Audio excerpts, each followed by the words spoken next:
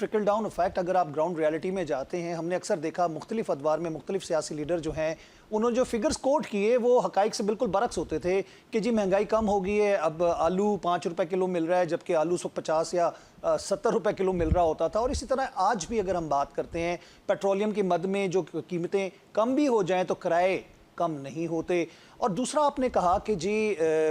Benazir income support program BISP की बात की,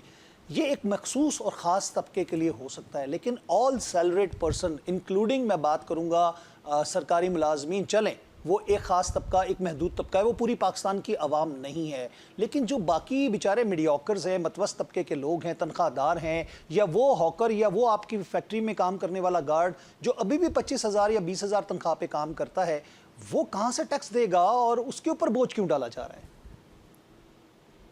नहीं, उन पर तो बोझ नहीं, कोशिश यही की गई है कि उन पर बोझ ना डाला जाए और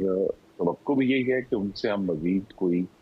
टैक्स की हम खुरम डिमांड भी नहीं साहब, कर सेल रहे। टैक्स लेकिन बढ़ेगा, GST इशू बढ़ेगी तो सारा कुछ तो मार्केट में महंगा ही होगा और उसको तो जेब से देना पड़ेगा। 1 अरब रुपए कमाने वाला भी और 20,000 कमाने वाला भी सेम टैक्स दे रहा है बाजार से कुछ खरीदे तो। जी, तो देखिए ना, ये यहाँ फिर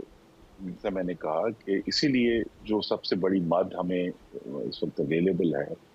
वो यही है कि जो डेट सर्विसिंग है, जो 9770 अरब रुपए है, अगर इंटरेस्ट रेट कट करके हुकूमत के पास ये स्पेस होता है। आप नोट कीजिए ना जी कि जब वज़ीर ख़ज़ाना ने कल तकरीर की है, उन्होंने ये कुछ रिलीफ मेजर्स का ऐलान भी किया है, लेकिन जितने रिलीफ मेजर्स दिए गए हैं, उतना ही तरक्कियाती बजट कट किया गया। क्योंकि पाकिस्तान के पास एक बड़े महदूद वसाइल में हमें आगे बढ़ना है और इसीलिए हम ये तवक्को कर रहे हैं